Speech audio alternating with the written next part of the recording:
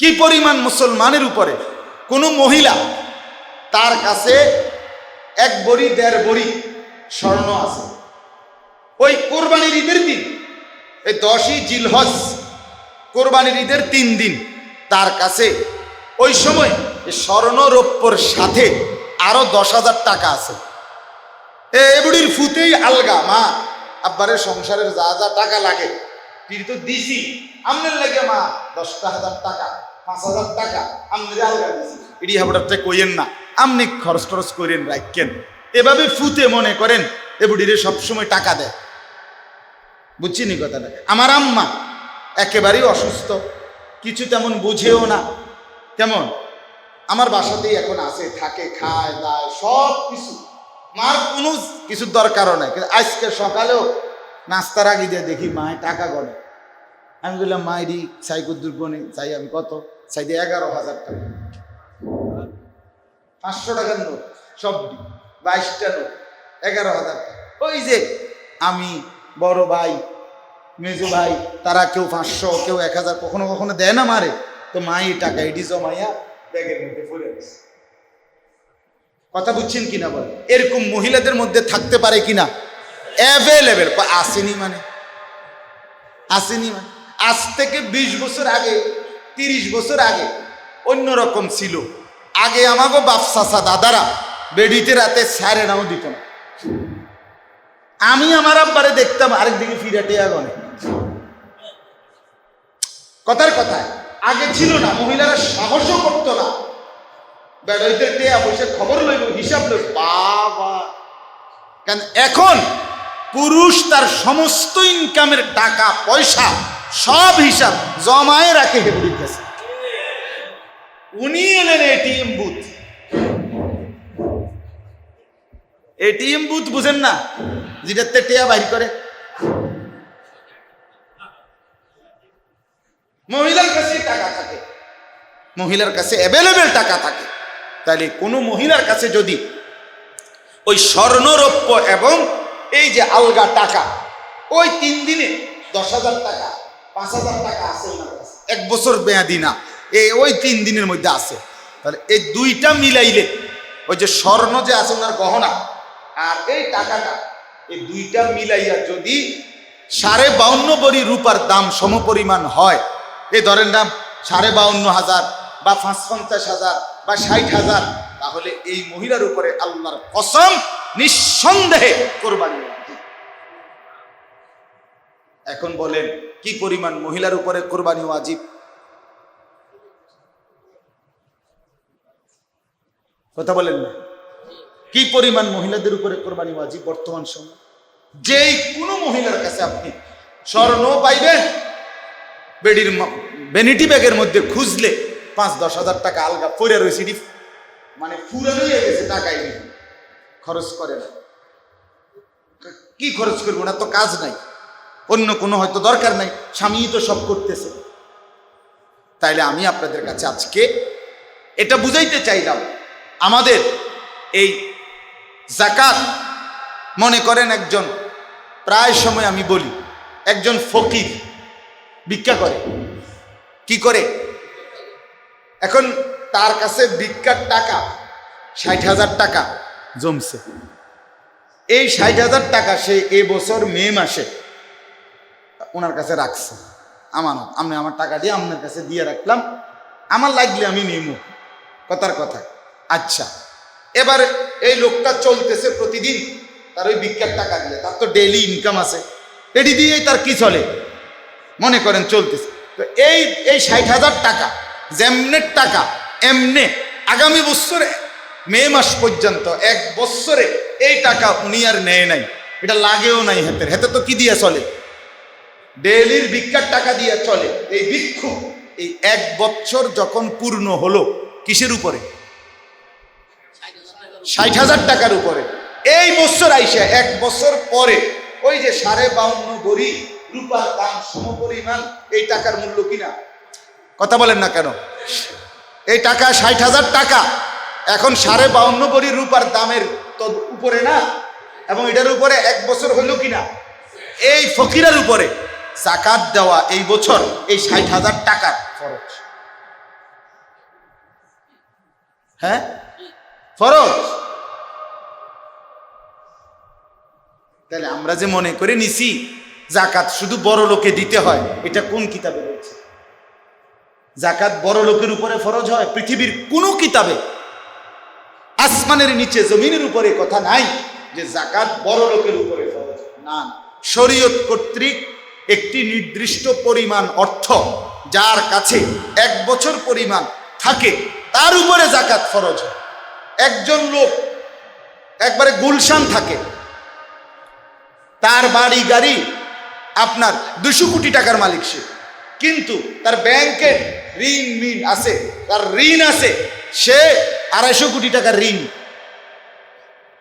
আমার আপনার কাছে না 1 কোটি টাকা অনেক কিছু মনে হয়। বড় বড় শিল্পপতি, গার্মেন্টস মিল ফ্যাক্টরির মালিক, এরা শুরুই তো করে 100 কোটি 200 কোটি লইয়া, কথাই শুরু করে দিল। কথা বুঝছেন না? তাইলে তারা কোটি কোটি টাকা ঋণ থাকে, তাদের ঋণ থাকে কিনা বলে। তো লোকটা যদি ধনী, বাংলাদেশের মনে করেন সবচেয়ে দামি গাড়িতে চলে, 1 লাখ টাকা বাসা বাড়ি ভাড়া বাড়িতে সে থাকে, গুলশানে থাকে, কিন্তু তার ইনকাম আছে 2 কোটি টাকা, ঋণ আছে 2.5 কোটি টাকা। এখন এই বেটার উপরে জাকাত ফরজ? 1 টাকাও ফরজ। তো এবারটা তো ধনী, এবারটা তো কি ধনী। তাহলে ধনীর উপরে ফরজ হয়?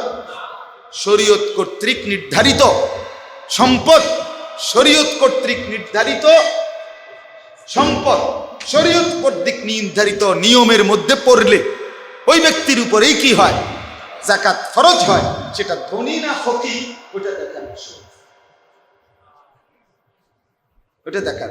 আচ্ছা, এবার আর একটা মাসালা শুরু, এরপরে আমি বিস্তারিত বলবো না, শুধু এটাই বুঝাইলাম। হজ, কোন ব্যক্তি মনে করেন উনি ওনার আমি ধরেন আমি, আমার 4টা ছেলে মেয়ে, 2 মেয়ে 2 ছেলে, আমার বিবি, তাহলে এই নিয়ে আমার ফ্যামিলির সদস্য এখন আমরা 6 জন। আমি, আমার স্ত্রী আর আমার 4টা ছেলে মেয়ে, কয়জন হইল? 6 জন।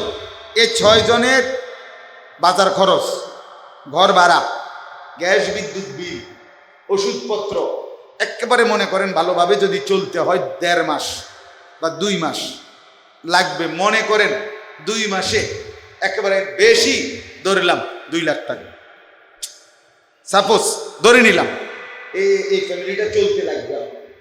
আর আমার একটা গাড়ি আছে ব্যক্তিগত, আমার বাড়ি আছে, মানে আমার ঘর আছে, আমার জমি আছে, গ্রামে কিনা জমি আছে আমার দেশে।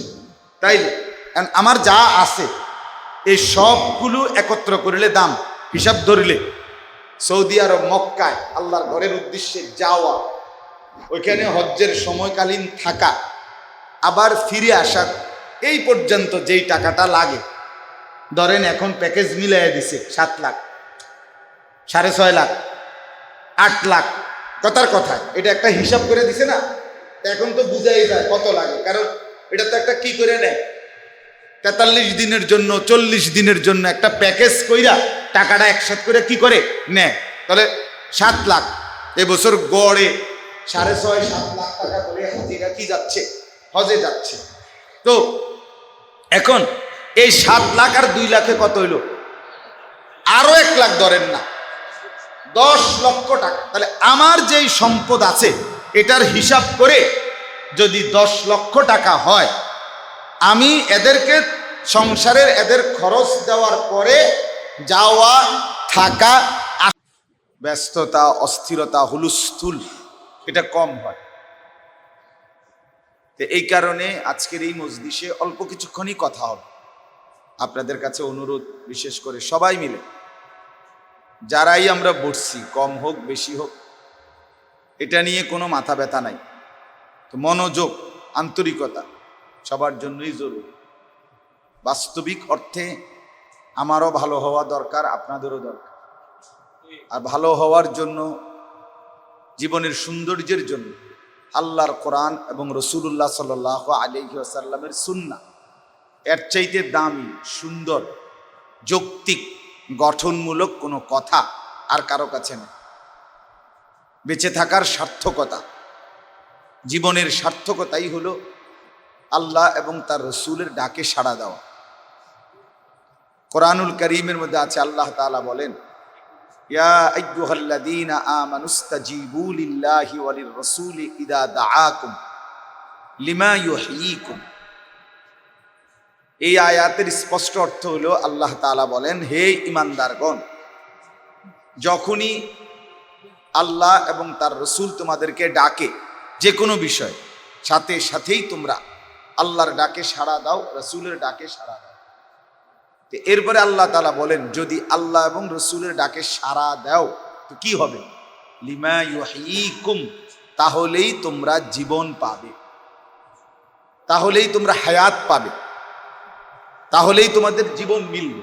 তাহলে বোঝা গেল হায়াত পাওয়া, জীবন পাওয়া, বেঁচে থাকা, এটার সার্থকতাই হলো আল্লাহ এবং তার রসুলের অনুসরণ।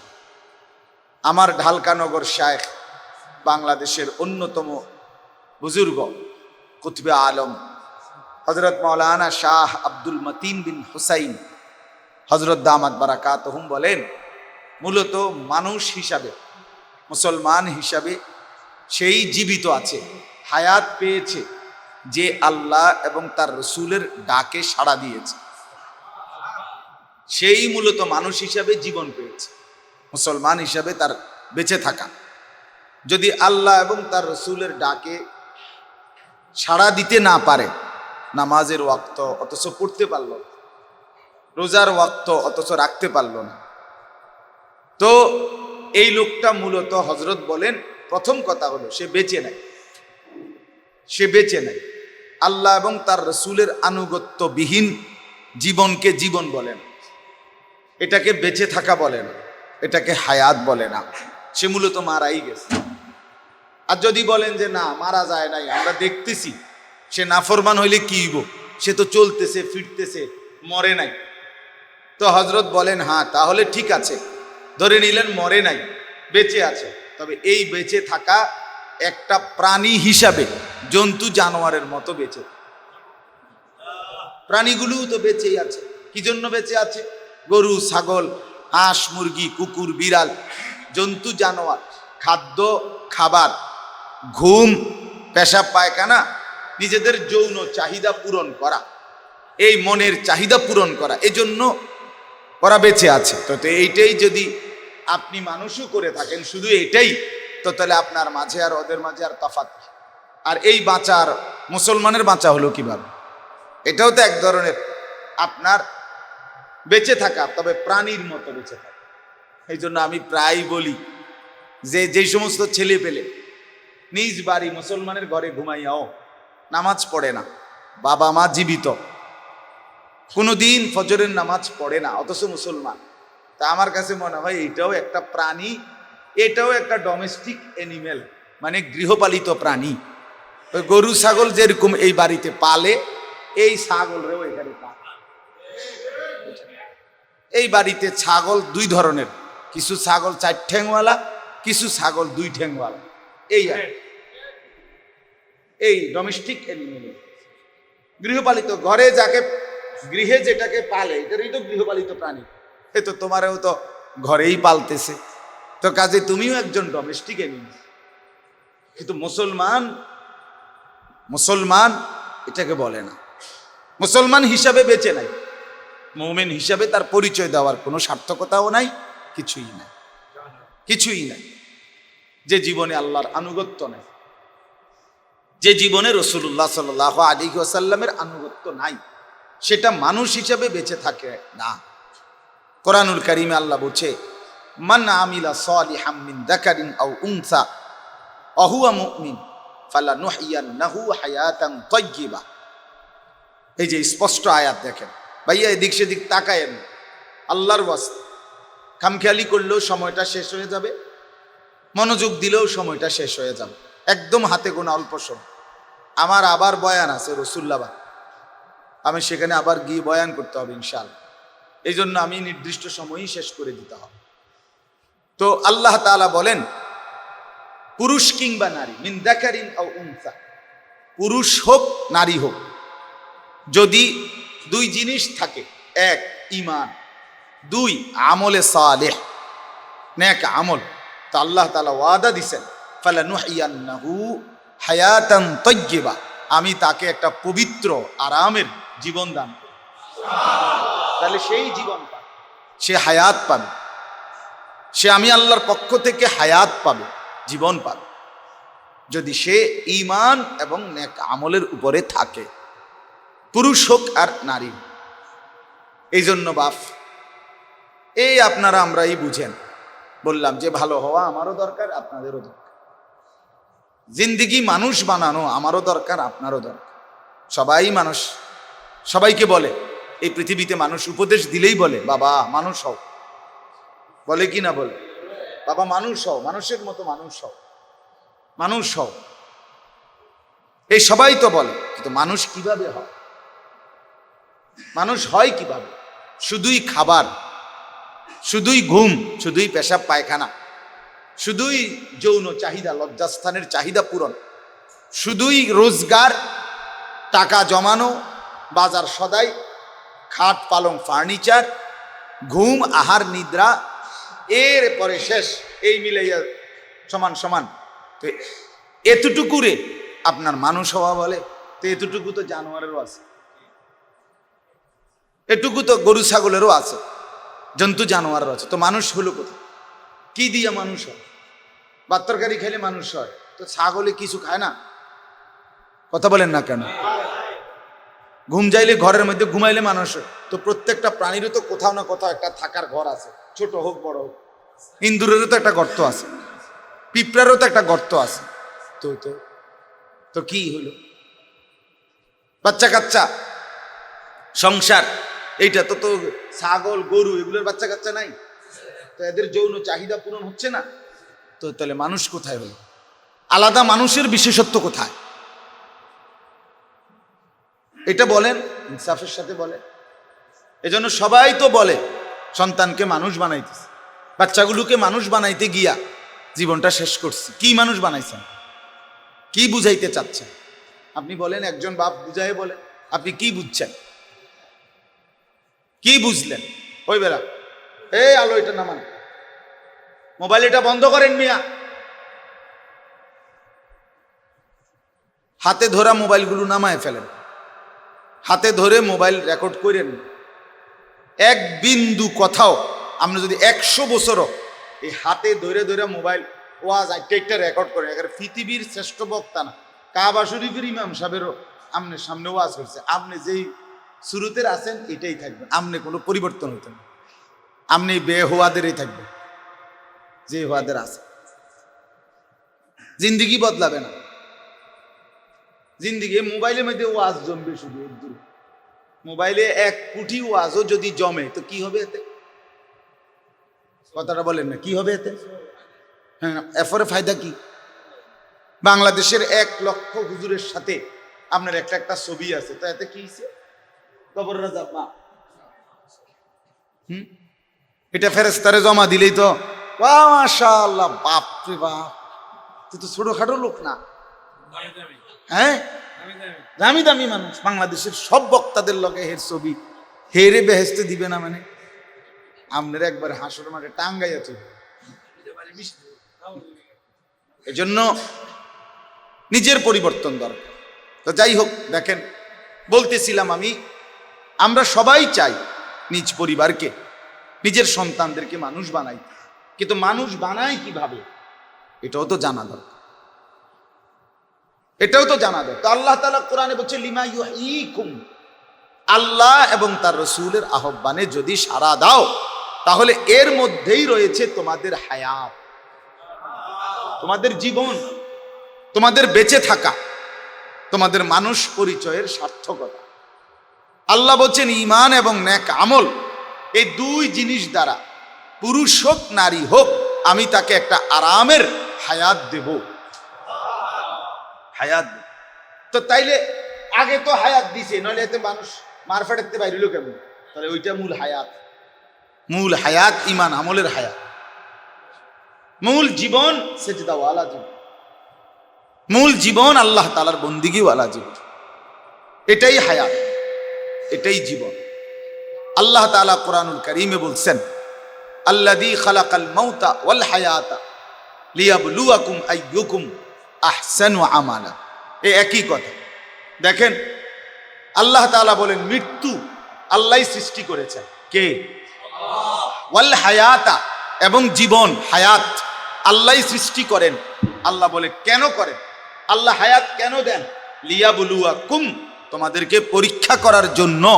আইয়ুকুম আহসানু আমালা, তোমাদের কার আমল কতটা সুন্দর এটা দেখার জন্য তোমাদেরকে হায়াত দিয়েছেন।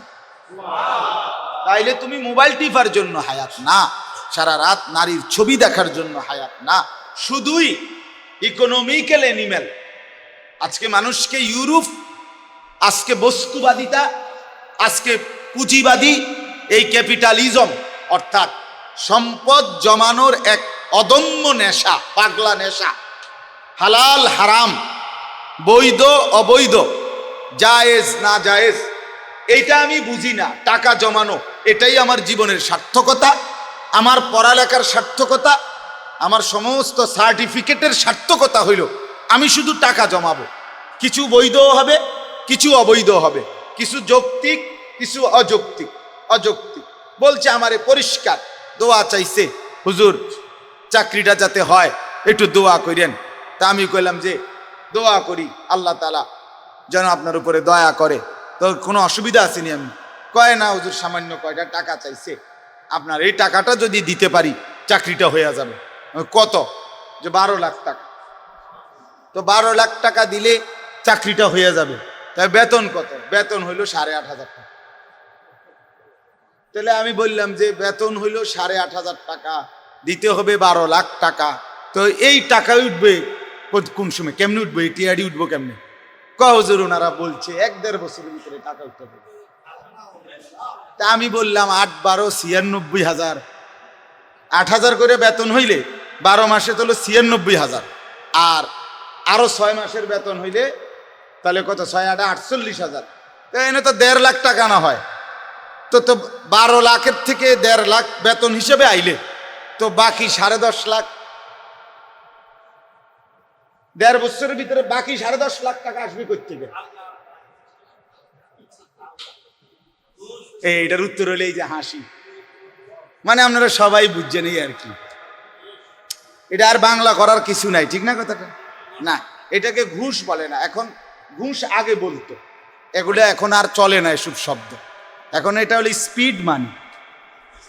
স্পিড মানি অর্থাৎ যেইটা ফাইল কাজ আগায় দেয়, স্পিড করে। এটাকে এখন ভদ্রচিত শব্দ ব্যবহার করে। নাউযুবিল্লাহ। তো বলতেছিলাম যে এই যে জিন্দিগি বলেন, তাহলে আজকে আমরা বস্তুবাদিতা, ক্যাপিটালিজম, পুঁজিবাদ আমাদেরকে এটা ঢুকাইছে আমাদের মাথাত যে মানুষ, ম্যান ইজ ইকোনমিক্যাল অ্যানিমেল। মানুষ হচ্ছে অর্থনৈতিক প্রাণী। অর্থনৈতিক প্রাণী অর্থাৎ মানুষের সৃষ্টি শুধু উপার্জন করবে টাকার, যেমনে পারো, যৌক্তিক অযৌক্তিক, বৈধ অবৈধ, লিগ্যাল ইলিগ্যাল, যেমনে পারো টাকা জমাবা। তুমি সমাজের এলিট, টাকা নাই তুমি সমাজের একেবারে কি নিম্ন শ্রেণী, নিম্ন। এই ব্যবধান বানায়। এটা শুধু পুঁজিবাদের কারণ, পুঁজিবাদের কারণ, এটাই বস্তুবাদিতার কারণ। আজকে সবকিছুকেই মানুষের সুখ, শান্তি, সমৃদ্ধি, তৃপ্তি, প্রাপ্তি সবকিছু টাকার পিছনে, সম্পদের পিছনে, প্রাচুর্যের মধ্যে ঢুকায় দিস।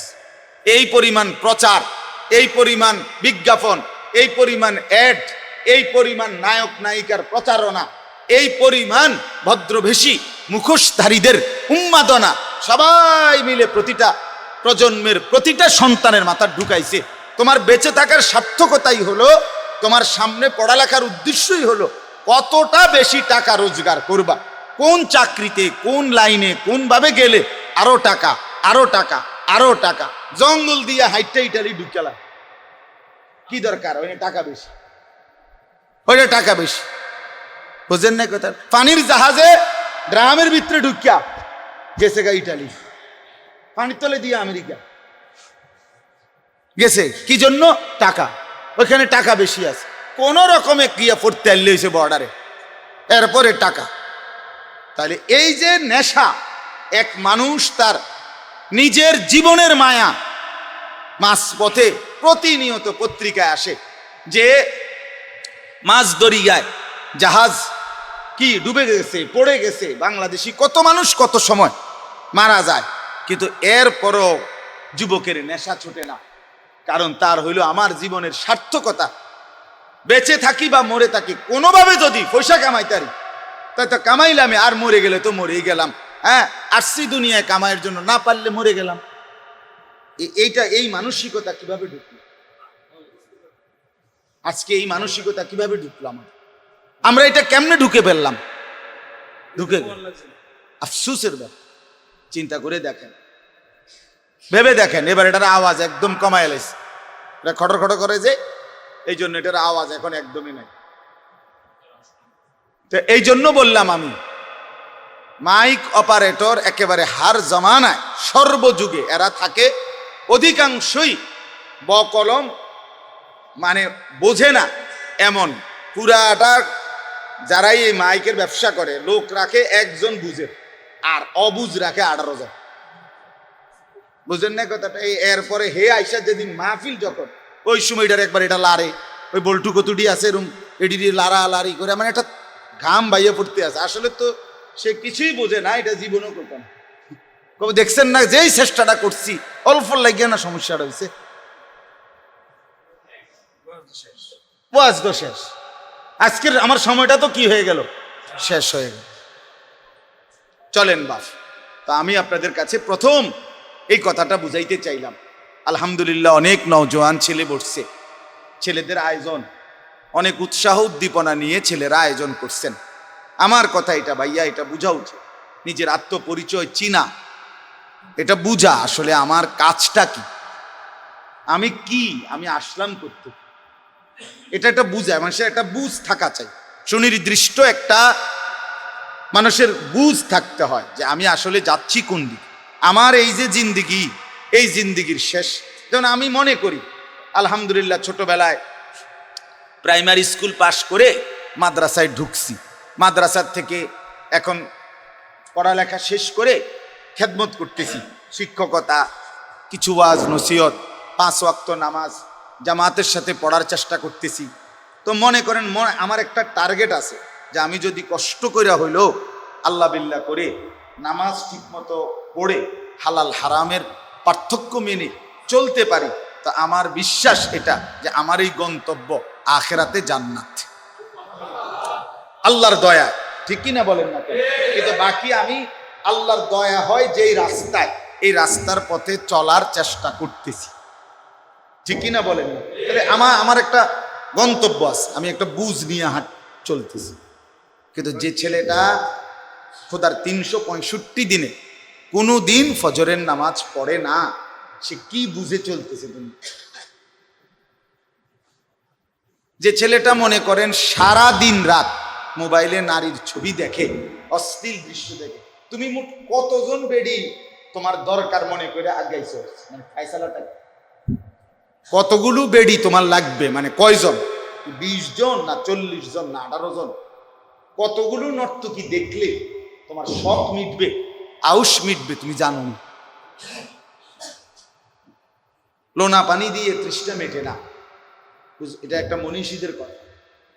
যে কেউ সমুদ্রের লোনা পানি যদি কারো গলায় ঢোকে, তার পানির তৃষ্ণা বেড়ে যায়, তখন সে আরো যদি পানি পান করে লোনা পানি, কিন্তু সেটা কখনোই তৃষ্ণা নিবারণ করে না, সেটা আরো তৃষ্ণা।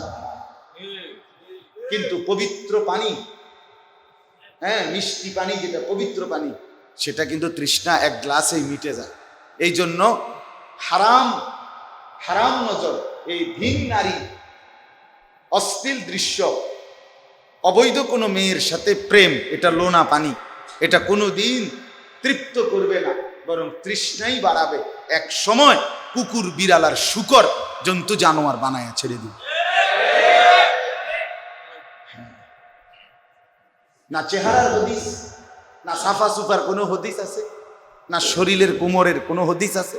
সব শেষ হইয়া জীবন যৌবন খোয়াইয়া শরীরটাকে নষ্ট করে শেষ পর্যন্ত একটা জীবমৃত, মানে দেখতে সবাই দেখছে বেঁচে আছে, আসলে ভিতরটা মরে খোলস হইয়া নষ্ট হয়ে গেছে। এরকম লাখ লাখ যুবক শুধু নারীর ফাঁদে, শুধু নারীর প্রতি আসক্তি, শুধু নারীর, অথচ সেও জানে যে এই পৃথিবীতে স্বামী স্ত্রী নারী পুরুষের এই সম্পর্কের কারণেই মানুষের এই ধারা এই পর্যন্ত আসছে। এটা একটা স্বাভাবিক বিষয়, কমন বিষয়, জেনারেল বিষয়। কথা বুঝেন নাই?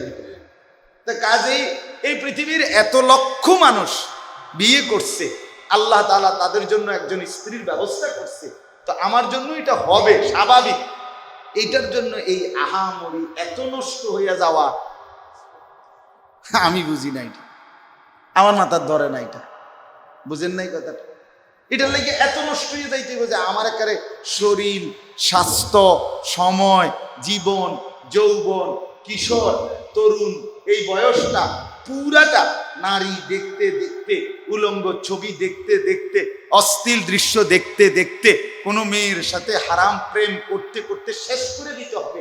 কিসের জন্য? এটা তো এমনি মিলতে, এটা তো এমনি মিলছে। নারী পুরুষের এই মিলন না হলে, স্বামী স্ত্রীর এই মিলন না হলে আমি আসতাম কেমনে, তুমি আসতা কেন?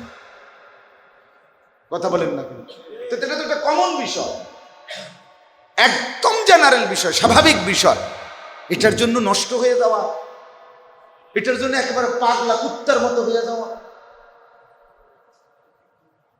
নিজের ইজ্জত, সম্মান, সম্ভ্রম, নিজের বংশের ইজ্জত, সম্মান, নিজের ব্যক্তিত্ব, নিজের রুচি, নিজের শরীর, স্বাস্থ্য সব শেষ করে দেওয়া। এত বোকা মানুষ হয় কেন? ছেলেটা পড়লো কি? ছেলেটা শিখলো কি? কি জ্ঞান অর্জন করলো? কি পড়ালেখা? এতগুলো বইপত্র না দেখলাম পড়লো, তো এতগুলো পড়া তুমি এদূর বুঝলা না? তাইলে এত বাংলা, এত অঙ্ক, ইংরেজি, পদার্থ, জীববিজ্ঞান, রসায়ন বিজ্ঞান, উচ্চতর গণিত, ফার্স্ট পার্ট, সেকেন্ড পার্ট, হ্যাঁ, এটি এত কিছু পড়াইয়া তো তোমারে কি শিখাইলো? কি বুঝাইলো ভাইয়া? কি শিখলাম? যে নিজের শরীরও নষ্ট করলাম, নিজের হাতটাকেও গুনার কাজে ব্যবহার করলাম, সারা রাত বিনিদ্র অশ্লীল দৃশ্য দেখলাম, হ্যাঁ, এক ওয়াক্ত নামাজও পড়লাম না, একটা সেজদা দিতেও মন চায় না। তো এটা কি পড়ালেখা করলো, কি শিখলো, কি মানুষ হইল? আমি বুঝি না। কে পড়াইলো, কি পড়াইলো, তার বাপ মাই কি বুঝলো, এইটাই কি বুঝলো আমার? হায় হায় মুসলমান, আফসোসের ব্যাপার, আফসুস, আফসুসের ব্যাপার। এই জন্য এতক্ষণের এই কথার দ্বারা আমি প্রথম এই কথাটাই বুঝাইতে চাইলাম। আমার প্রথম বিষয় এটা বললাম আপনাদের কাছে, ছেলেরা তোমাদের কাছেও ভাই, আজ কেউ দরদ নিয়া, মায়া নিয়া, কাছেটাই না, নিজ সন্তানকেও বুঝাইতে রাজি। সবার হিসাব হইল টাকা পয়সা, বাবা মা, আত্মীয় স্বজন, দাদা দাদি, এই সবাই কথা আর মারত না, সেই জিঙ্গাও ফরলে ফরবনি, নাহলে বিদেশ পাঠাই দাও, উদয় এত ঝামেলা সহ্য হয় না, খালাস। বোঝেন নাই কথাটা? খালাস, ঘরওয়ালারা সিদ্ধান্ত নিছে জিঙ্গাও ফরবো কিনা, ফরলে ফরুক, না ফরলে হুদ্দা, সময় নষ্ট করে লাভ নাই, কি করে দাও, বিদেশ পাঠাই দাও। কোগা টাকা পাঠাইলে কামে দিব, জমি জমা কিনতে পারবো, বিল্ডিং করতে পারবো, বাইরের মধ্যে বাজার সাজার খাইতে পারবো ভালো, হ্যাঁ, পরে আপনার মহিলারা, নারীরা সবাই বাজারে মার্কেটে ঘুরতে পারবো, খালাস। আহা, এই ছিল মানুষ, এতটুকুই ছিল মুসলমান। এই হলো পরিবার, এই হলো সন্তানের জীবন গড়া, এটাই মানুষ বানানো। আল্লাহ আমাদেরকে বুঝার তৌফিক দান করেন। এই জন্য যুবক ভাই, আজকে সময়ের বড় দাবি হলো কমপক্ষে নিজেকে নিজে একাকী হলো ভাবা, যে আসলে আমার ডান বাপ কেউ যদি আমার ভালো নাও চায়, আমার তো নষ্ট হলে ঠিক হবে। আমি অনুরোধ করলাম, এই একজন ছেলেও যদি মনোযোগ দিয়া বুঝে থাকো আমার এই কথাটা বাইবা,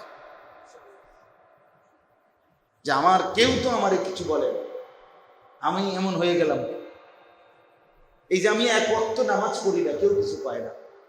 আমি যে সারাদিন মেয়ে ছবি দেখি, কেউ আমাকে কিছু বলে না। কারণটা কি? এইভাবে সবাই ছেড়ে দিল তোমারে। এর পরিণতি কোথায়? এর গন্তব্য কোথায়? তুমি সারা রাত উলঙ্গ ছবি দেখার পরেও তোমার ভিতরে একটু ভয়ও আসলো না যে কেউ দেখে ফেললে কি বলবে? কিছুই বলবে না, সে বোঝে এটা। কেউ জানবেও না, দেখবেও না, দেখলেও কিছু বলার সাহসও নাই, কিছু বলার মতো কারো রুচিও নাই।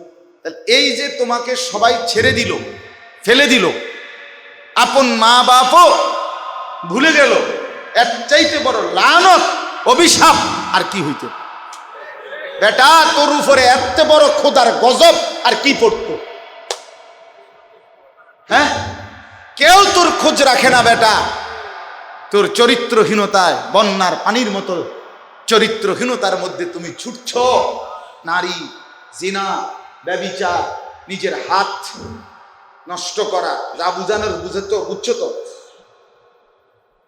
যৌন লিপ্সায়, শাহওয়াতের তাড়নায় শরীর, যৌবন, দেহ নষ্ট করা, অথচ কেউ বাধা দিচ্ছে না, কেউ কিছু বলতেছে না, কেউ নজরও রাখতেছে না। আমি তো আমার মাকে দেখছি বারান্দার মধ্যে, আমি মোড়া দিয়া বইছি, মোড়া, এটা আমি আরো বয়ানে কইছিও, বারান্দায় মাদ্রাসার থেকে আইসা মোড়া দিয়া বারান্দায় একটু বইছি। মা রান্নাঘরে, আমি মোড়াত বইয়া মার লগে কথা কইতেছি। মা আমারে কইতেছে, আনিস ভিতরে আয়া না। তা আমি ভিতরে আইসা বললাম, মা কি তৈছে? বইলাম কদ্দুর? কয় না, হে ঘরের কাজের মেয়ে জানালা দিয়া তোর দিকে চাইয়া দিছে। মা এটা নজর রাখছে। আমার মা আমার স্পষ্ট মনে আছে, মা এটা কি রাখছে? নজর রাখছে। সে আমার মা, তিনি আমার মা। হ্যাঁ, এই এখন আমার বয়স, আমার আলহামদুলিল্লাহ এই ওয়াজের ছোটখাটো আল্লাহর দয়া যেটুকু কথা বলার আল্লাহ তৌফিক দিছে, এই বয়ানের বয়স 20 বছর। তো এই 19-20 বছরের ভিতরে এখনো আমার আম্মা বয়স্ক, আমার বাসায় আছে, এখনো আছে। মায়ে এখনো বলে ভূত। মা, আমাদের দেশের ভাষা তো নোয়াখালীর মতো লাকসাম, ভূত চাইও মানুষের টাকা টুকা লইয়া ঝামেলা করো, এখনো মা। কসম আল্লাহর, মা এখনো বলে। এই যে মানসিকতাটা, আজকে সন্তান আপন ঘরে নষ্ট হয়ে যাচ্ছে, তোমারে কেউ কিছু বলে না। তোমারে এক মোবাইল তোমারে পৃথিবী থেকে বিচ্ছিন্ন করে দিয়েছে। এই মোবাইলই তোমার জীবন, যৌবন, হাসি, কান্না, আনন্দ, বেদনা, রোদ, বৃষ্টি, আবেগ, অনুভূতি, রাগ, শোক, সব কিছু মোবাইল। এটার সাথেই সে নিজে নিজে কথা বলে, মোবাইল সামনে রাইখা নিজে নিজে হাসে। একটা ছবি উঠল, এবার এদিকে একটা, এটা একবার হাত উঠাইলো, একবার ঠ্যাং আলগি দিল, একবার মোটর সাইকেলের মধ্যে কাইট হইল, একবার মেন রাস্তার মাঝখানে শুয়ে লাইলো, আরেকবার রাস্তার সাইডে গিয়ে একটু বাঁকা হইয়া দাঁড়াইলো, আবার ব্রিজের কোনার দাঁড়াইলো। আচ্ছা, এটা যদি একেবারে আল্লাহর কসম করে ভাইয়া বলেন, এটা যদি তুমি ছাড়া একজন মানুষ অন্য কেউ এরকম রাস্তার পাশে করে, যেই কোনো লোক কি বলবে যে এই পাগল এটা এরকম করে? বলবে কিনা? তুমি তাহলে তুমি পাগল না তো কি? তুমি তার সিরে না তো কি? এই জন্য আমার পরিষ্কার, আমার ফতুয়া, এটা ব্যক্তিগত, কেউ একমত হওয়া জরুরি না। আমার একটা ব্যক্তিগত ফতুয়া হলো, যারা সেলফি তোলে, নিজে নিজে ছবি তোলে, এ প্রতিবন্ধী, এ মানসিক সমস্যা, তার মাথার তার সিরা। বুঝছেন নি মকবুল ভাই? আপনার ফতুয়া আল হইল, আমারটা আমি কই। নিজে নিজে হাসে কেমনে? আবার কি নিজের হাসে নিজে হাসে, আবার নিজে উড়ায়, তো এটা তার সিরা না? এটা প্রতিবন্ধী না? আস্তাগফিরুল্লাহ, আস্তাগফিরুল্লাহ। আল্লাহ আমাদেরকে বুঝ দান করে। আজকে মূলত অন্য প্রসঙ্গে অল্প একটু কথা বলতে চাই, আর একটু কথা ইনশাআল্লাহ।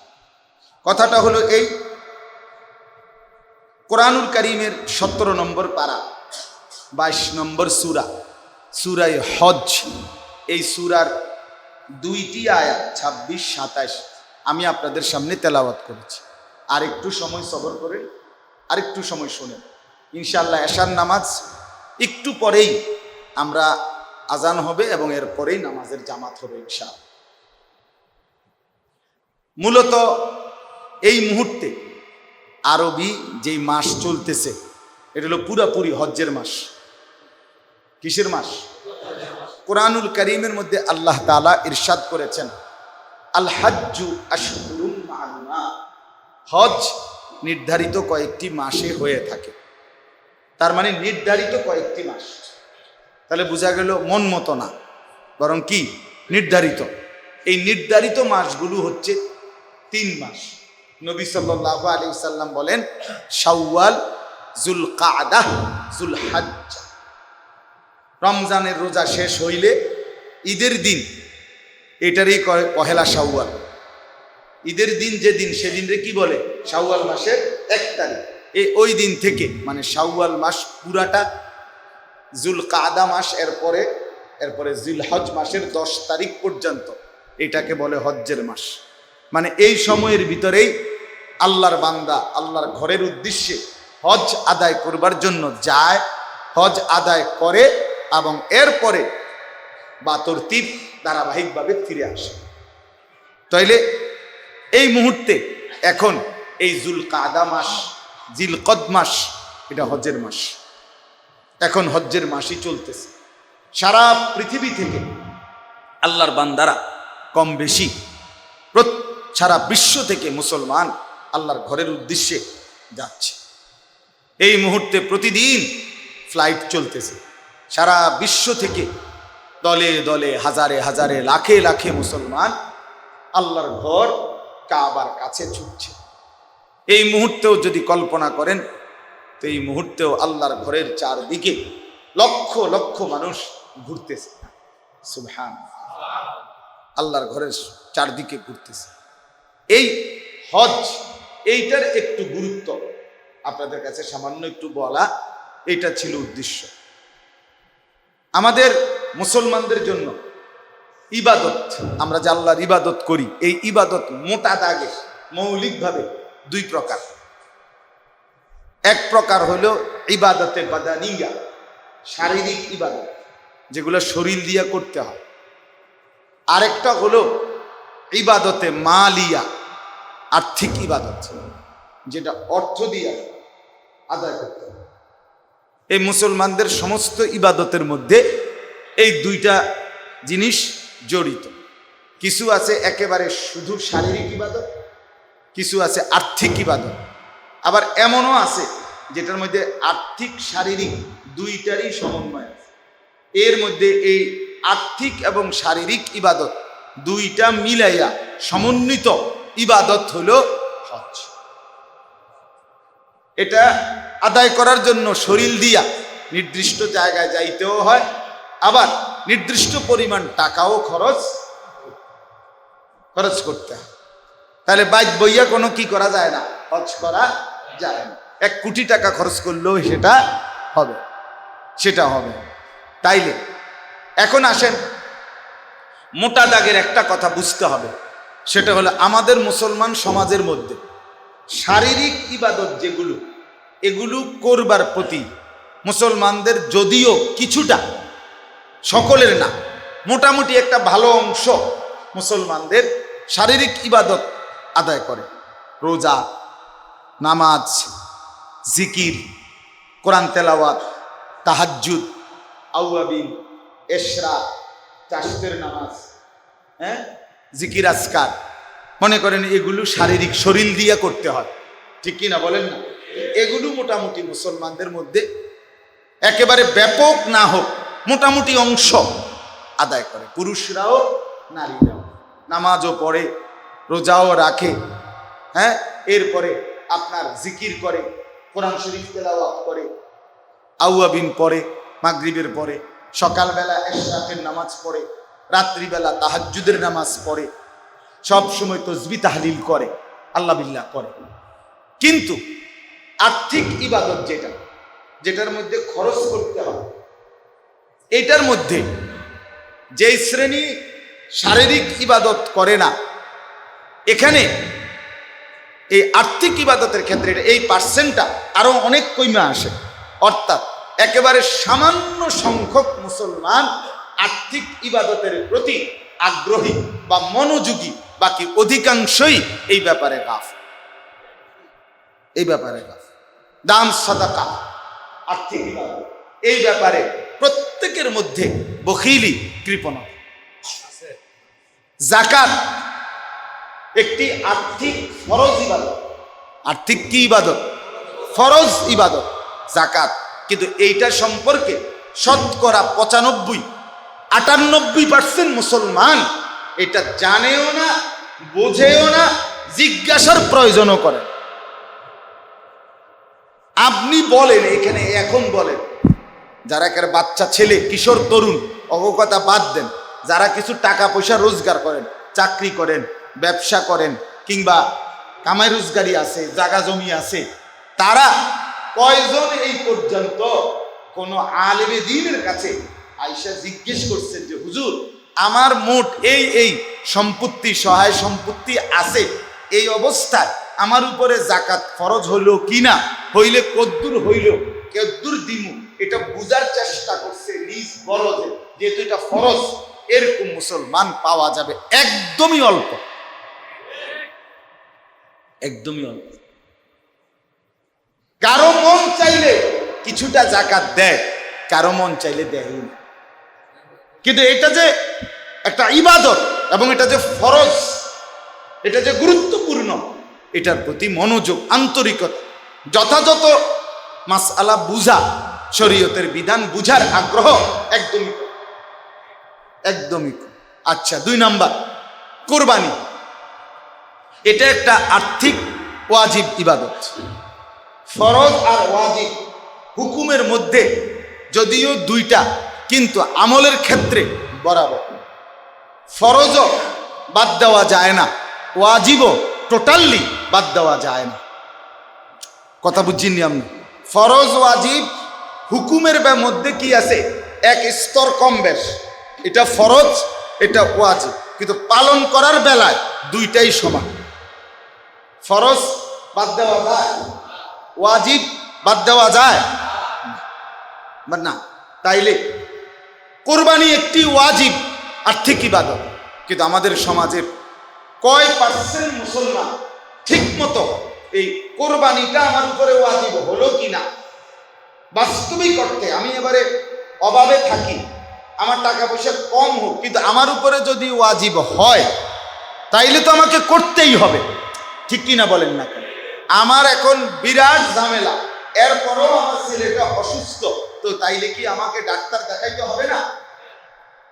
আমার এখন ব্যবসায় টাকা দরকার, অনেক টাকা, কিন্তু তাই বলে কি আমি আমার সংসারের বাজার করতে হবে না? তাইলে কুরবানি এটা একটা আর্থিক ওয়াজিব ইবাদত। এখন শতকরা কয় পার্সেন্ট পুরুষ নারী মুসলমান এটা বুঝার চেষ্টা করে যে আমার কি থাকলে, কি অবস্থা থাকলে, কদ্দুর সম্পদ থাকলে কোরবানি ওয়াজিব হয়, এটা বুঝার মানসিকতা একদম। এটার ওয়াজও কম, এটার বয়ানও কম, মানুষও শুনতে চায় না, হুজুরও বলতে চায়, সব মিলাইয়া গড়ে বা অবহেলিত। তো কোরবানি করেন? হ্যাঁ করেন। তো ওই নিজের থেকে যার আগ্রহ হয় সে কোরবানি করে। আরেকটা হইল সারা বাংলাদেশে মুসলমান যদি হয় 14 কোটি, মুসলমান যদি হয় 12 কোটি, তো এখন এই মুসলমানের ভিতরে এটার বুঝ যে না আমার উপরে কোরবানি ওয়াজিব হলো কিনা, যদি হয় আমাকে দিতেই হবে, এই বুঝ নিয়া, এই মাসআলা জেনে বুঝে সকলেই পালন করে বা সংখ্যাগরিষ্ঠ সংখ্যা পালন করে, এমন কয়জন? এমন আপনি একটা উদাহরণ দেই, ছোট্ট একটা উদাহরণ দিলে বুঝবেন। মনে করেন ফুত বিদেশ থাকে, বাপ মা জীবিত, ছেলেটা সব সময় বাড়িতে টাকা পাঠায়, 20,000 10,000 করে 2 মাস পর পর, 1 মাস পর পর বাড়িতে কি পাঠায়? টাকা পাঠায়। মা বাবা এটা দিয়ে সংসার চালায়। বউ বাচ্চা, নিজেদের জীবন চলে, ভালো কথা। কোরবানি আসছে, এখন ছেলেটা বিদেশ থেকে বাড়িতে 30,000 টাকা পাঠাইছে, বুঝছেন? কিন্তু এই ছেলেটার কাছে কোরবানি ওয়াজিব হওয়া সমপরিমাণ টাকা তার কাছে আছে। 52.5 বড়ি রূপার যেই দাম, 52.5 বড়ি রূপার দাম যদি 1000 টাকা বড়ি হয় তো 52,500 টাকা রূপার বড়ি। 800, 700, 1000 কিংবা 1200 এর মধ্যে উঠানামা হয়, বুঝলেন? রূপার বড়ি 3000, 4000 টাকা হয় না, 1000, 1200, 1300, 800, কখনো কমে যায় কখনো বাড়ে, এর মধ্যেই থাকে। তাইলে 52,500 অথবা 60,000 ধরে, যদি 1200 একটু বাড়ে, এই টাকাটা এই ছেলেটার কাছে আছে। বিদেশে বিদেশে আছে, তার কাছে তার ব্যাংকে জমা আছে, অথবা তার বউয়ের কাছে যে বাইর টাকা পাঠাইছে সেখানে আছে, অথবা কোনো সমিতির মধ্যে লাগাইয়া রাখছে, অথবা ব্যাংকে জমা করে রাখছে, যেখানেই হোক তার কাছে মনে করেন টাকা। সে কি শুধু এই মাসে, মে মাসে, এখন এই মে মাসে যে বাড়িতে যে 30,000 টাকা পাঠাইছে, তার কাছে, বিদেশের এই ছেলেটার কাছে শুধু এই 30,000 টাকাই না, আর টেয়া নাই। কথা বলেন না কেন? আর টাকা নাই তার কাছে।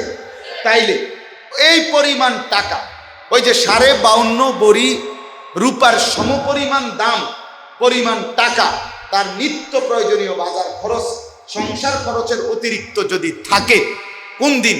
কোরবানির দিন 10ই জিলহজ সকাল থেকে 12ই জিলহজ, মানে যেই 3 দিন কোরবানি করা যায়, এই 3 দিনের সন্ধ্যা পর্যন্ত ওই পরিমাণ সম্পদ যদি টাকা কারো কাছে অতিরিক্ত থাকে, ব্যাংকে থাকুক, হাওলাত থাকুক, কিস্তিতে থাকুক, কোনো সমিতিতে থাকুক, কারো কাছে থাকুক, তার টাকা, তার মালিকানাধীন টাকা, তাহলে এই ছেলেটার উপরে কোরবানি ওয়াজিব।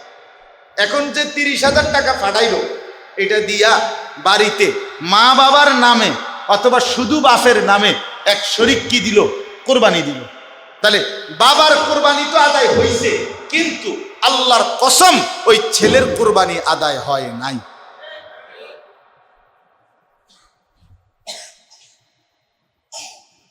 ওই ছেলের কি আদায় হয় নাই? তো তাহলে ওই ছেলের কোরবানি যে আদায় হয় নাই, এভাবে যে 10 বছর,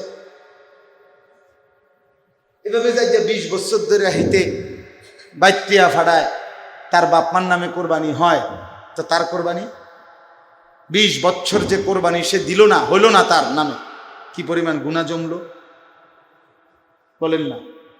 কি পরিমাণ গুনাহ জমছে বলেন? রাসূলুল্লাহ সাল্লাল্লাহু আলাইহি ওয়াসাল্লাম বলেন, মান কানা লাহু সাআতুন ওয়া লাম ইউদাহি, যার সামর্থ্য ছিল কিন্তু কোরবানি করলো না, ফালা ইয়াকরাবান্না মুসাল্লানা, সে যেন আমাদের ঈদগাহে, মানে ঈদের নামাজ পড়ার জন্য না আসে, না আসে। তো বলে 2 ভাই চাকরি করে, ঢাকা, চিটাং, যেখানেই হোক, নবীনগর, মুরাদনগর, যেখানেই হোক, বাপ মা সহ তারা ফ্যামিলি একসাথে খায়, মানে ভিন্ন হয়েছে না, কিন্তু দুজনেই 2 ভাই কি করে? চাকরি করে দুজনে। তো এখন কোরবানি আসছে, আর দোনো ভাই মিল্লা 20,000 টাকা বা 30,000 টাকা বাপের হাতে দিচ্ছে, আব্বা একসাথেই তো আমরা আপনার নামে কোরবানি দেব, আর ঈদের দিন গোস্ত দিলে দোনো ঘরে আপনি কুদ্দুর কুদ্দুর করে কি করে দিয়েন, ভাগ করে দিয়েন, অথবা এক লগে রান্দা টাইন্দা কোরবানি না কুদ্দুর দেও, হ্যাঁ মিল্লা জিল্লা তো গোস্ত সবাই খামু আমি। এখন এই যে 2 ছেলে, এই 2 ছেলের কাছে তো ওই যে বাপের হাতে যে 30,000 টাকা তুলে দিল, এই টাকার অতিরিক্ত তাদের কাছে জমা কোনো টাকা নাই। তাহলে এই দুজন তো আলাদা আলাদা টাকার মালিক, তো তার এই দুনো ছেলের উপরে তো কোরবানি ওয়াজিব। তো এদের কোরবানি আদায় হলো, কথা বলেন না কেন? এদের কোরবানি কই আদায় হলো? এদের বাপের নামে না কোরবানি দিল, তো বাপের কোরবানি তো হইছে, সেটা গুনাহ না। বাপের বা আমি আমার থেকে আমার আব্বারে টাকা দেওয়া গুনাহ, আমার টাকা দিয়ে আমার আব্বার নামে যদি কুরবানি করে এটা গুনাহ না? এটা তো ঠিক আছে, আমার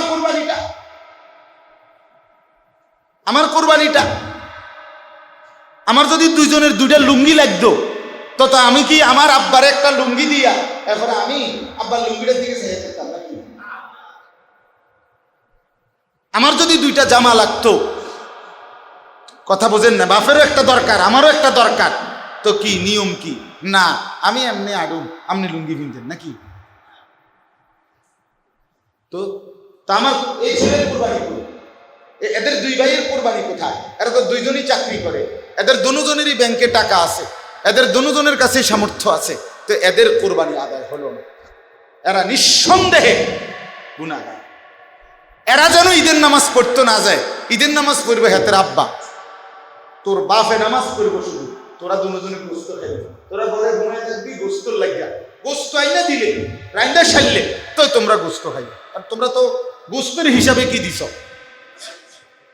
বুঝেন না? তোমরা তো নামাজ পড়ানোর লেগে দিছ না, তো তোমরা নামাজে যাইও, বুঝছেন কি কথাটা? আচ্ছা, 7 শরিকে কোরবানি, তো 6 শরিক হয়ে গেছে আলগা, আরো 6 জন 6 ঘরের।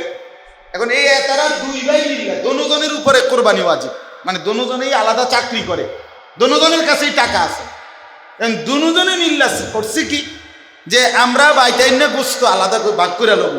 এখন আমরা দুইজনে মিল্লা 30,000 টাকা ওই হেই 6 শরিকের লগে আমরা 1 শরিক কোরবানি দে। হ্যাঁ, এরা দোনো ভাই মিল্লা কি দিল? 30,000 টাকা দিল, দিয়া 1 শরিক কোরবানি অংশগ্রহণ করলো। কার লগে? 6 শরিকের লগে। কয় শরিকের লগে? কথাটা বুঝছেন নি আমার? তাহলে এখন কি দাঁড়াইলো? এখানে দুইজনের উপরে কোরবানি ওয়াজিব হয়েছিল, এরা দুইজনের উপরে কোরবানি ওয়াজিব, আর আগের তো কি হয়ে রয়েছে? তো এই এখন কয়জনের কোরবানি শরীর? একজনের কোরবানিও হবে।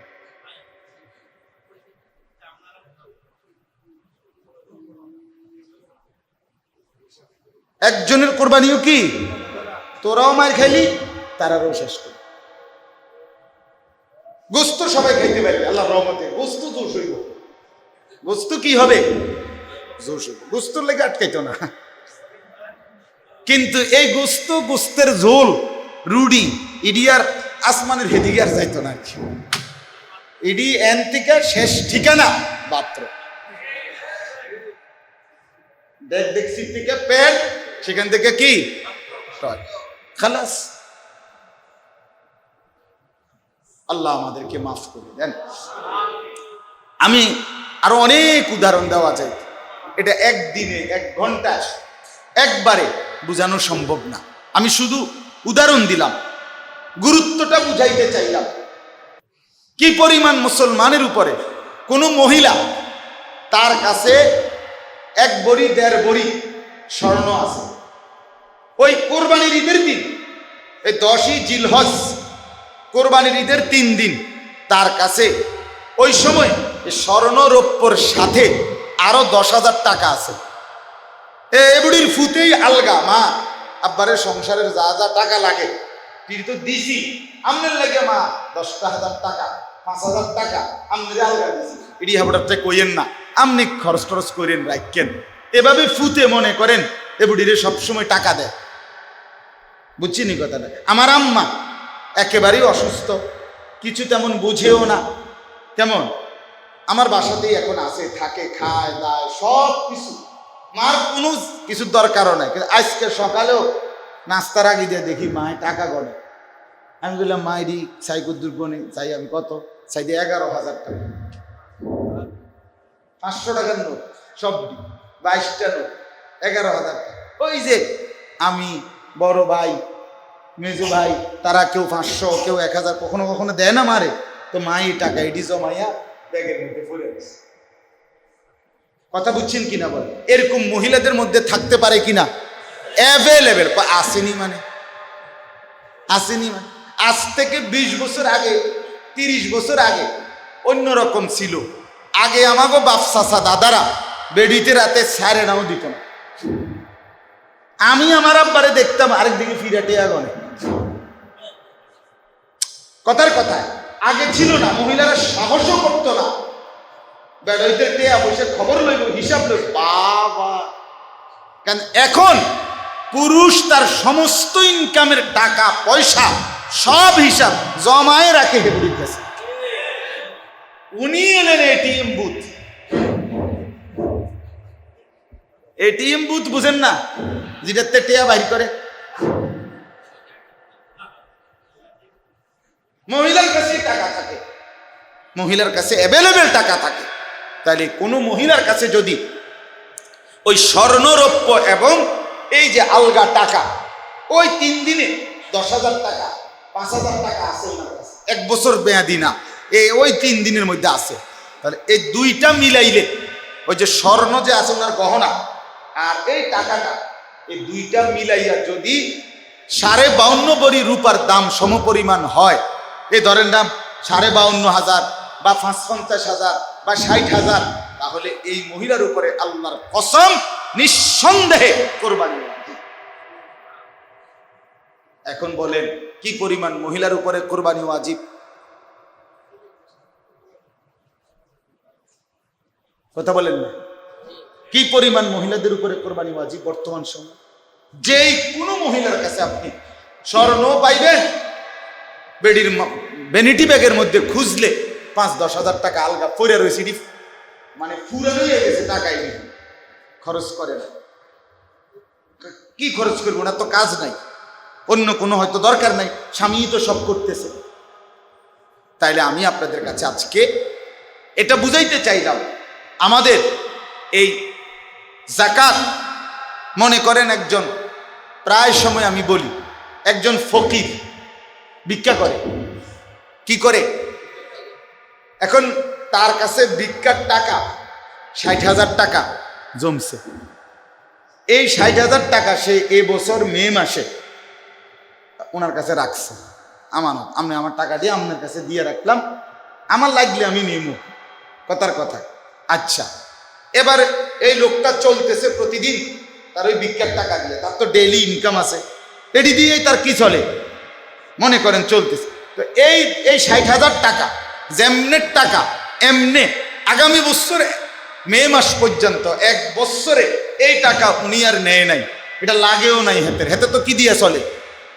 ডেইলির ভিক্ষার টাকা দিয়ে চলে। এই ভিক্ষু এই 1 বছর যখন পূর্ণ হলো, কিসের উপরে? 60,000 টাকার উপরে। এই বছর আইসা 1 বছর পরে ওই যে 52.5 ভরি রূপার দাম সমপরিমাণ এই টাকার মূল্য কিনা? কথা বলেন না কেন? এই টাকা 60,000 টাকা, এখন 52.5 ভরি রূপার দামের তো উপরে না, এবং এটার উপরে 1 বছর হইল কিনা? এই ফকিরের উপরে যাকাত দেওয়া এই বছর এই 60,000 টাকার ফরজ। হ্যাঁ, ফরজ। তাহলে আমরা যে মনে করে নিছি যাকাত শুধু বড় লোকে দিতে হয়, এটা কোন কিতাবে রয়েছে? যাকাত বড় লোকের উপরে ফরজ হয়? পৃথিবীর কোন কিতাবে, আসমানের নিচে জমিনের উপরে কথা নাই যে যাকাত বড় লোকের উপরে ফরজ। না, শরীয়ত কর্তৃক একটি নির্দিষ্ট পরিমাণ অর্থ যার কাছে 1 বছর পরিমাণ থাকে তার উপরে যাকাত ফরজ হয়। একজন লোক একবারে গুলশান থাকে, তার বাড়ি গাড়ি আপনার 200 কোটি টাকার মালিক সে, কিন্তু তার ব্যাংকে ঋণ আছে, তার ঋণ আছে, সে 250 কোটি টাকার ঋণ। আমার আপনার কাছে না 1 কোটি টাকা অনেক কিছু মনে হয়। বড় বড় শিল্পপতি, গার্মেন্টস মিল, ফ্যাক্টরির মালিক, এরা শুরুই তো করে 100 কোটি 200 কোটি লইয়া, কথাই শুরু করে দিল। কথা বুঝছেন না? তাইলে তারা কোটি কোটি টাকা ঋণ থাকে, তাদের ঋণ থাকে কিনা বলে। তো লোকটা যদি ধনী, বাংলাদেশের মনে করেন সবচেয়ে দামি গাড়িতে চলে, 1 লাখ টাকা বাসা বাড়ি ভাড়া বাড়িতে সে থাকে, গুলশানে থাকে, কিন্তু তার ইনকাম আছে 2 কোটি টাকা, ঋণ আছে 2.5 কোটি টাকা। এখন এই বেটার উপরে যাকাত ফরজ? 1 টাকাও ফরজ? তো এবারটা তো ধনী, এবারটা তো কি ধনী। তাহলে ধনীর উপরে ফরজ হয়? শরীয়ত কর্তৃক নির্ধারিত সম্পদ শরীয়ত কর্তৃক নির্ধারিত সম্পদ, শরীয়ত কর্তৃক নির্ধারিত নিয়মের মধ্যে পড়লে ওই ব্যক্তির উপরেই কি হয়, যাকাত ফরজ হয়। সেটা ধনী না ফকির ওটা দেখার বিষয়, ওটা দেখার। আচ্ছা, এবার আর একটা মাসালা শুরু, এরপরে আমি বিস্তারিত বলবো না, শুধু এটাই বুঝাইলাম। হজ, কোন ব্যক্তি মনে করেন উনি ওনার আমি ধরেন আমার 4টা ছেলে মেয়ে, 2 মেয়ে 2 ছেলে, আমার বিবি, তাহলে এই নিয়ে আমার ফ্যামিলির সদস্য এখন আমরা 6 জন, আমি, আমার স্ত্রী আর আমার 4টা ছেলে মেয়ে, কয়জন হইল? 6 জন।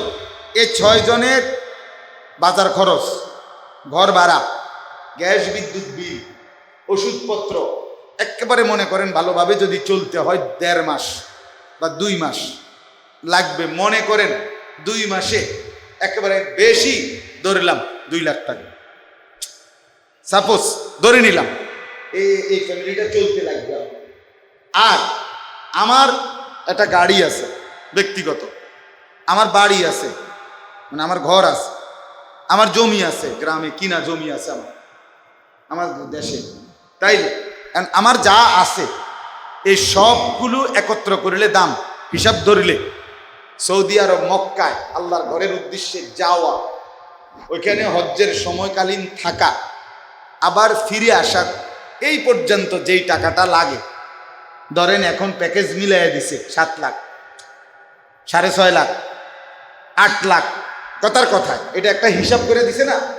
এখন তো বুঝাই যায় কত লাগে, কারণ এটা তো একটা কি করে নেয়, 43 দিনের জন্য 40 দিনের জন্য একটা প্যাকেজ কইরা টাকাটা একসাথে করে কি করে নেয়। তাহলে 7 লাখ এবছর গড়ে 6.5-7 লাখ টাকা করে হাজিরা কি যাচ্ছে, হজে যাচ্ছে।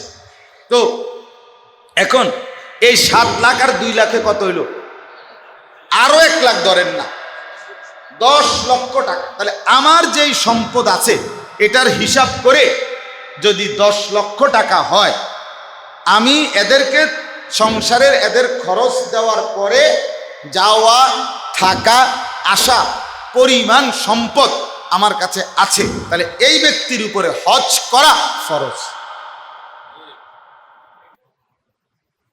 হ্যাঁ, তাহলে কি পরিমাণ মুসলমানের উপরে হজ ফরজ? আমার গাড়ির দামই তো আছে 10 লাখ টাকা, বুঝেন না?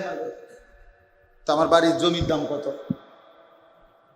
আমার যে 18 শতক জমি আছে, আমার একসাথে কিনে একখান দিয়ে আরো বাপ দাদার বাপ মার থেকে যে পাইছি জমি, হেডি আমার দাদার আমলের জমি আছে না, আমার আব্বা মারা যাওয়ার পরে আমরা ওয়ারিস হিসাবে জমি পাইছি না।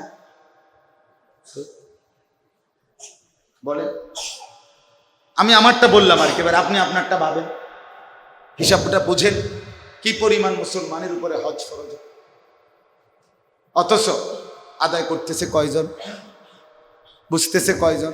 আচ্ছা, আমি এখন আমার সাথে আমার প্রিয় ছাত্র মাওলানা ইয়াহিয়া, সেও ভালো আলেম, বয়ান করে, কোম্পানিগঞ্জ মরক বাজার মসজিদের খতিব, ওই আসছে একসাথে, আমরা আমার গাড়িতে আসছে, আমি এখনো গাড়িতে ওরে উর্দু ফতুয়ার কিতাব থেকে পড়ে শুনাইছি।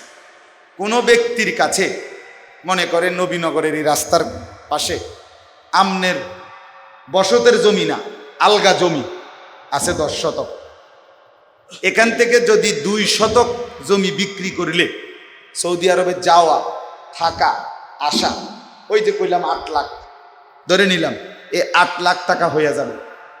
আর বাকি থাকলো না আরো 8 শতক, এই 8 শতক জায়গাও যদি বেচে বাকিটা, তাইলেও তার সংসার চলবে, মানে বাজার খরচাটা, স্ত্রী পুত্র পরিজনের কোনো অসুবিধা হবে না। সেখানে বেচার তো প্রশ্নই নাই, এ লোক কোনো এই জমির টাকা দিয়া সংসার চালানো, এর আরো কি আছে, ব্যবসা আছে, ছেলে বিদেশ আছে, কথা বুঝছেন, অন্য খরচ ইনকাম তার আছে। কিন্তু শুধু যদি এই জমিটা উদ্দুর বেচে, তাইলে তার টাকা হবে হজে যাওয়া আসার, আর বাকি টাকা জমিটাও যদি বেচে এটা দিয়েও সংসার চলবে, সেখানে আলগা টাকা থাকলে তো কথাই নাই। তো এই ব্যক্তির উপরে নিশ্চিত শুনে নেন, এই ব্যক্তি শুধু এই জমি 1 টাকাও ক্যাশ নাই, কিন্তু কি আছে, এরকম জমিটা আছে, এই জমি থাকার কারণে এই ব্যক্তির উপরে হজ করা ফরজ ফরজ ফরজ। এই এখন পড়ে শুনেছি।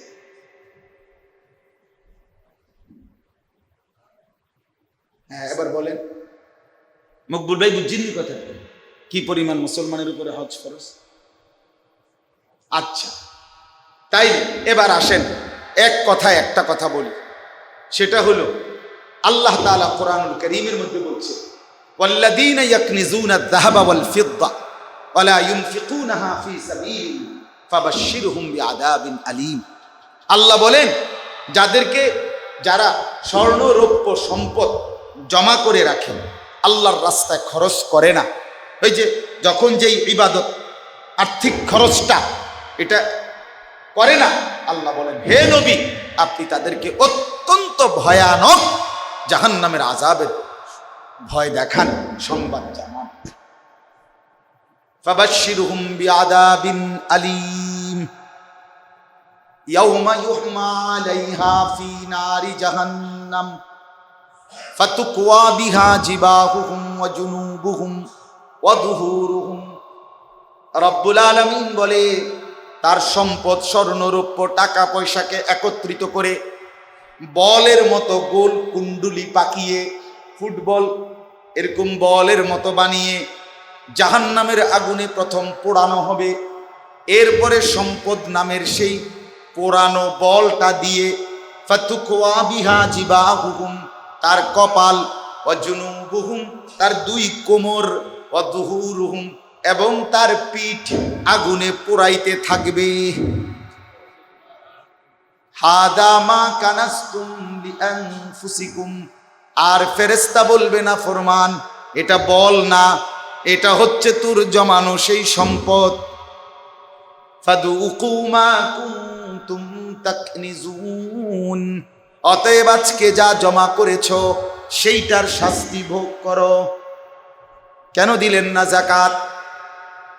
কেন দিলেন না কুরবানি? কেন করলেন না হজ? হ্যাঁ, ছেলেদের জন্য, মেয়েদের জন্য, সংসারের জন্য। কে বলছে আপনারে নিজের আখিরাত বরবাদ করে সংসার করতে বলছে? কে? নিজে পেশাবের উপরে দাঁড়াইয়া মানুষের দুধ খাওয়াইতে কইছে কে? কথা বলেন না কেন? হ্যাঁ, আপনারে কে বলছে বলেন? মুসলমান হজ করতে বললে বলে কি, ছেলে তো এখনো বিয়ে করাই নাই, দুইটা মাইয়াই তো বিয়ে দিতে বাকি, এখনো তো বাইক কদ্দুর গদ্দুয়ারে করি নাই, ডাইনে বামে আরো কদ্দুর জাগা লইতে পারলে না বাড়িটা কদ্দুর সুন্দর হইতো, দুইটা ছেলে তো হুজুর বিদেশ পাঠাইছি, আরো একটা ছেলে বাকি বিদেশ পাঠানো। মুসলমান ছেলে বিদেশ পাঠানো, মেয়ের বিয়ে, বাড়িতে বিল্ডিং কিংবা জমি কেনা, এর সাথে হজের কি সম্পর্ক? কথা বলেন না কেন? হ্যাঁ, এটার সাথে হজের সম্পর্ক কি? কোন সম্পর্ক আছে এটা? তো আচ্ছা, এবার আসেন যাকাতের কথা বললাম, আমার আর সময় নাই এই জন্য বলছি। কোরবানি, রাসূলুল্লাহ সাল্লাল্লাহু আলাইহি ওয়াসাল্লাম বলছে, সাফ বেটা নাফরমান, তুই কোরবানির দিন ঈদের নামাজ পড়তে আসবি না, তুই আসবি না, যা, শর্তই তুই আমাদের অন্তর্ভুক্ত না, যে কোরবানি দিল না। 3 নম্বরে হজ, এটা এই কথাটাই শুধু বুঝেন। রাসূলুল্লাহ সাল্লাল্লাহু আলাইহি সাল্লাম বলেন, মান মালাকা জাদান ওয়া রাহিলাতান তুবাল্লিগুহু ইলা বাইতিল্লাহ ওয়া লাম ইয়াহুজ্জা ফামাতা ওয়া লাম ইয়াহুজ্জা। যে ব্যক্তির উপরে সামর্থ্য ছিল কিন্তু সে হজ না করে মৃত্যুবরণ করলো, আল্লাহর কসম বা যুবক ভাই তোমাদেরকেও বলি, আজ তুমি বুঝার উদ্দেশ্য বলে হুজুর আমগরে এডি কি লেখা শোনাইতে আছেন না, নওজোয়ান, এই অল্প সময়ের ব্যবধানে তোমারও সামর্থ্য আসবে, সামর্থ্য আসবে। আল্লাহ রাসূল সাল্লাল্লাহু আলাইহি সাল্লাম বলেন, সামর্থ্য থাকার পরেও যে হজ না করে মরে গেল, আমি জানি না সে কি ইহুদি হয়ে মরলো নাকি খ্রিস্টান হয়ে মরলো। আরেক হাদিসে বলছে নবী ফালিয়ামুত ইনশা ইয়াহুদিয়ান ওয়া ইনশা নাসরানিয়ান, সে মরুক ইহুদি হইয়া অথবা মরুক খ্রিস্টান হইয়া, বাকি মুসলমান হইয়া মরে নাই, এটা আমি নিশ্চিত দিলাম।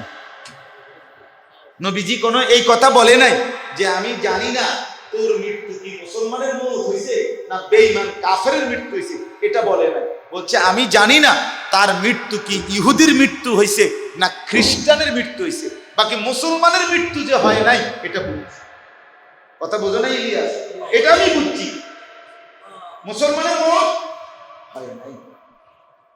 বাকি কাফেরের মধ্যে কোন আইটেম, কি হিন্দু না বৌদ্ধ মরছে না ইহুদি মরছে না খ্রিস্টান মরছে না নাস্তিক মরছে না মুরতাদ মরছে, এটা হেতে কইতে পারবো, বাকি মুসলমান না এটা বুঝলাম।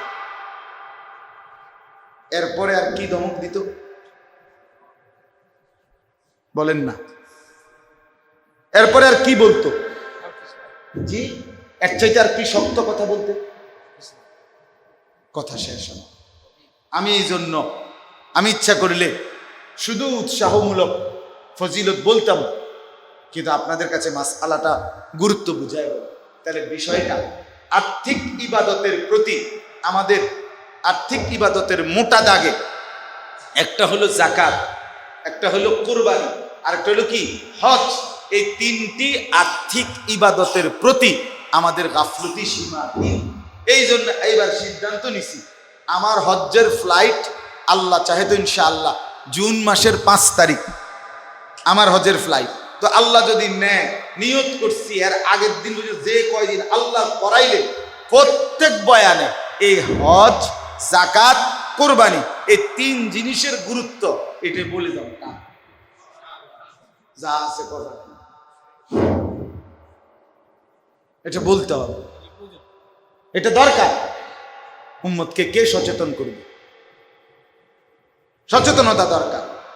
খামখেয়ালি গেলাম হইলে কার মনে না চায় ফোলাগা বিদেশ গেছে, ফাটাইবো কয় হেতে তো কুই কোঁতায় এবারটা কোঁতায়, বুঝেন নাই? সুখের আলাপ করে কয় গেলাম দইলে হজে, কিন্তু হেতে তো কই কইছে ফাটাইবো ফোলাগা বিদেশ। ওই ফোলাগা বিদেশ দিয়া দিলে এবারটা হজে, এবারটা জিমায় মাতালারে আপনি ডোলে কোঁতায়। হ্যাঁ, এ দেশে বইয়া বাপরে এশকে রসুলের একটা সাবা সাবি, একদম সোজা কথা, মানে মাইক খেলাইছে একদম, জিলাপিয়ে বিরানিয়ে খিচুড়ি এমনি সুইরে লাইছে আপনার, উড়ে গেলাইছে আপনার নবীর এশকে। কিন্তু সামর্থ্য থাকার পরেও রাসূলুল্লাহ সাল্লাল্লাহু আলাইহি সাল্লামের রওজা মুবারকের সামনে যাওয়ার মতো আগ্রহ ভালোবাসা জন্মাইল না মুসলমান। তুমি কিসের আশেকে রসুল? বেটা তুমি কিসের আশেকে রসুল? হ্যাঁ, রাসূলুল্লাহ সাল্লাল্লাহু আলাইহি ওয়াসাল্লামের রওজা মুবারক মদিনা, সবুজ গম্বুজের নিচে দাঁড়াইতেই পারলা না। বলে হুজুর আমার সামর্থ্য নাই। তো সামর্থ্য নাই যার হেরে কি আমরা কইছি? কথা বলেন না কেন? সামর্থ্য নাই যিনি, তাকে কি বলা হচ্ছে? কিন্তু সামর্থ্যবান পিছপা হবে কেন? কার জন্য আপনি টাকাগুলো রেখে যাচ্ছেন? আপনার এতগুলো জমিন আপনি কার লাগা রেখে গেলেন? কার লাগা? হ্যাঁ, তো এই সন্তানদের জন্য যে রেখে গেলেন, আর আল্লাহ রসুল বলছেন আমি জানি না তার মৌত ইহুদির মৌত হইল না খ্রিস্টানের মৌত হইল, এর চাইতে বড় জঘন্য কথা আর কি হইল?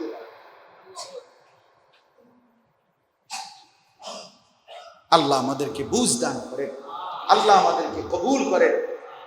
ধরো আল্লাহ তাআলা আমাদের প্রত্যেককে ঈমান আমলের দৌলত দান করেন।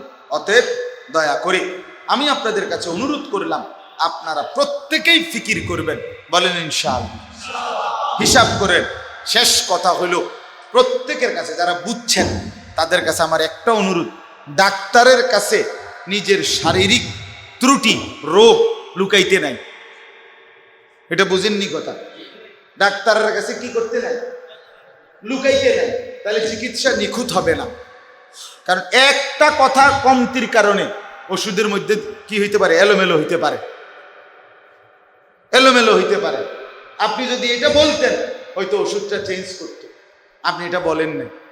তো ঠিক এরকম অর্থ হইল, এই কথা বলার দ্বারা আমি বুঝাইতে চাচ্ছি, কমপক্ষে আপনারা যারা বুঝবান মুসলমান, যে দূর বুঝছেন, যদি বুঝে থাকেন, একজন নির্ভরযোগ্য আলেমের কাছে আপনি কমপক্ষে লুকাবেন না, বরং আপনার যে হুজুর আমার জমি এর দূর, বিটা এর দূর, আমার ব্যাংকে টাকা আছে এত, আমার ক্ষেতের ফসল এত, এই এমনি এমনি মিলাইয়া আমার কাছে এই আছে এই নাই, আমনে কদ্দুর হিসাব কইরা আমারে বুঝাইয়া দেন আমার উপরে হজ ওয়াজিব কিনা, কোরবানি ওয়াজিব কিনা, যাকাত ওয়াজিব ফরজ কিনা, এটা আমনে কদ্দুর আমারে কাগজে কলমে হিসাব কইরা বুঝাইয়া দেন, এটা বুঝে নেওয়া উচিত কিনা। যদি আমি ওয়াজিব হওয়ার পরেও, ফরজ হওয়ার পরেও খামখেয়ালি কইরা গাফলতি কইরা গেলাম না, তো আমার মরণ ইহুদির মরণ হইলে তখন কি হবে? তখন কি হবে? হ্যাঁ, আপনি নিজের হজ নিজে করলেন না, আপনার মৃত্যু যদি বেঈমানের মৃত্যু হয়, নাউজুবিল্লাহ, তো এরপরে আপনার ফুটাইতে, আপনার মরার পরে যদি একেবারে 18টা বৈশ জবাই করেও যদি 10 গ্রাম মানুষের জিয়াফত খাবায়, তো কি হবে? কথা বলেন না কেন? কি হবে? থাকতে 1 টাকা, না থাকতে 1 কোটি টাকাও সমান হয় না। আমার জীবিত থাকতে আমার 1 টাকাও দরকার, আমি মরে গেলে 1 কোটি টাকাও আমার দরকার নেই। ঠিক কিনা বলেন না কেন? তো থাকতে 1 টাকা দান আর না থাকতে 1 কোটি টাকা দানের চাইতে উত্তম। এই জন্য দয়া করে আজকে এতটুকু বললাম, 2 কথা। এক কথা তো আগে বললাম যে মানুষ হিসাবে বেঁচে থাকার সার্থকতা, মানুষ পরিচয়ের সার্থকতা আল্লাহর ইবাদত। মনে আসেনি এই কথাটা? প্রথম যে কথাটা বলছিলাম যে আমি যে মানুষ, আমি যে মুসলমান, আমি যে বেঁচে আছি মানুষ হিসাবে, জানোয়ার হিসাবে না। জানোয়ার হিসাবে বাঁচতে হইলে কিচ্ছু লাগবে না। গরু, ছাগল, কুকুর, বিড়াল, সাপ বিচ্ছুর জীবন যদি কারো লাগে, তো এটার কোনো জায়েজ না জায়েজ, হালাল হারাম কিচ্ছু নেই, কিছুর দরকার নেই। কিন্তু মানুষ হিসাবে বেঁচে থাকতে হলে তাকে হালাল হারাম, বৈধ অবৈধ মেনে চলতে হবে। চলতে হবে কিনা বলেন? আল্লাহ আল্লাহ রসুলের হুকুম মানতে হবে। আর 2 নম্বর কথা হলো যাকাত, কোরবানি, হজ, এই 3টি আর্থিক ইবাদতের ব্যাপারে আমাদের প্রত্যেকের আরো যত্নবান হওয়া উচিত। উচিত কিনা বলেন? নিজ নিজ ওলামায়ে কেরামের কাছে নিজের অবস্থা জিজ্ঞেস করে বুঝে জেনে নেওয়া উচিত। আল্লাহ তাআলা আমাদের প্রত্যেককে তৌফিক দেন, কবুল করেন। আজকের এই ইসলাহি মজলিসে আল্লাহ তাআলা বরকত দান করেন। আমার যুবক ভাইরা মহব্বত করে মাহফিল সাজিয়েছে, আল্লাহ তাআলা প্রত্যেকটা ছেলেকে নেককার হিসাবে কবুল করেন। আলহামদুলিল্লাহ রাব্বিল আলামিন। আল্লাহুম্মা আনতাস সালাম ওয়া মিনকাস সালাম।